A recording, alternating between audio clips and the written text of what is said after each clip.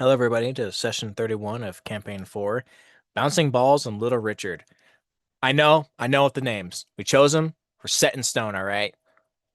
The bouncing balls one will make sense later.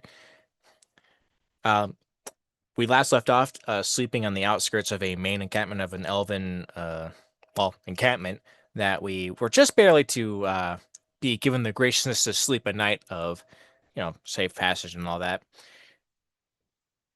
We went to bed for the night, woke up. Durian, who asked the previous night, the elven woman that we came in contact with, who said we could stay there for the night, asked her for human toys because he had a kid to care for and he didn't know how to entertain the kid, and was given a set of jacks and a bouncing ball. Um, After that, and making sure that little Timmy didn't throw the ball, little Richard didn't throw the ball into the woods and get snapped up by a wolf. We immediately took that away from him and kept him the jacks. We started our travel and started making our way east to keep going to get this cure for Edward.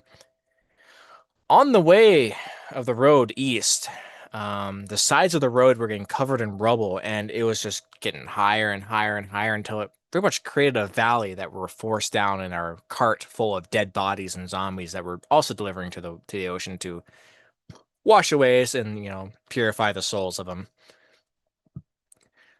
We locked into this hallway valley-like space. Edward smells death and scouts ahead using the rubble as a vantage point and to see a big ball of zombies and like skeletons from way behind our cart rolling down. Now we had an Indiana Jones and a Boulder type situation where we had to outpace that thing. Of course, first thought, why don't we just shoot it? Shoot it with an arrow. Blink goes right off a protective ward, like a invulnerable field of some sort.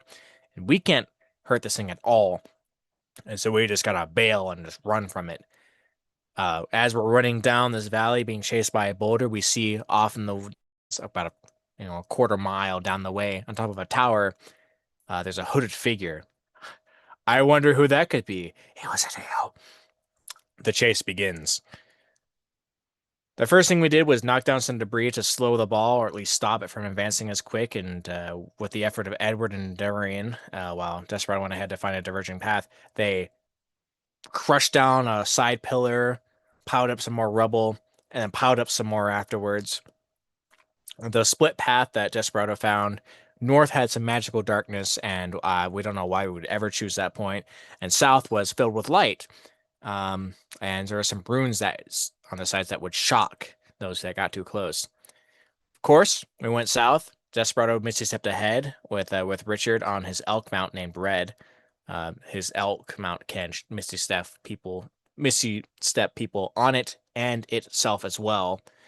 And went ahead to go scout some more. Durian, who was enlarged by Peter, was throwing rocks and rubble in front to provide safe travel for the wagon in front of the ruins so they wouldn't shock the people on the wagon, which is Lady Leadspine, and all the zombie corpses on there too. We don't want to get those destroyed. The paths join back together, and we see another obstacle in form of a tunnel with some enclosed roof of rock and rubble. So instead of open air, now we're fully enclosed, no option to go up at all. And on the sides are more glyphs of protection from Gwynistry. That's good, right? No, it's not good. They're on the fritz. And we gotta, solve this problem quickly.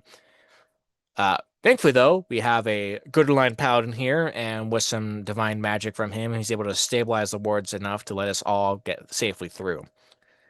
We enter like a minecart subway system of sorts. Obviously, there's no trains, but there are rails for carts to go by, and the rails are broken. There's moss everywhere. It seemed like it's foliage has grown over here. And we're in a central chamber, and there's a bunch of different other passageways that go on. And the two main ones or the main one that we're in is blocked off by rubble, and we hear howling. Now, we've heard a lot of howls by this point. Yeth hounds, namely, they're, big fey dogs, dire, whatever. They have like human faces. It's creepy. These were like dog hounds, and those howls uh showed up in full. There was 9 hellhounds that are about to burn us to death. So, combat starts.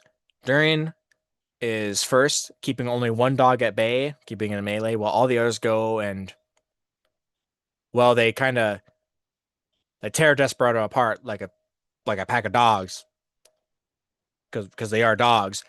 After his first reactionary strike lands, Edward jumps in to try and take the heat off of him. Get it, Hellhounds? And Peter bounces an acidic chromatic orb, and he damages and bloods multiple dogs. Like it goes from one to the other, and the other, doing incredible damage to all of them.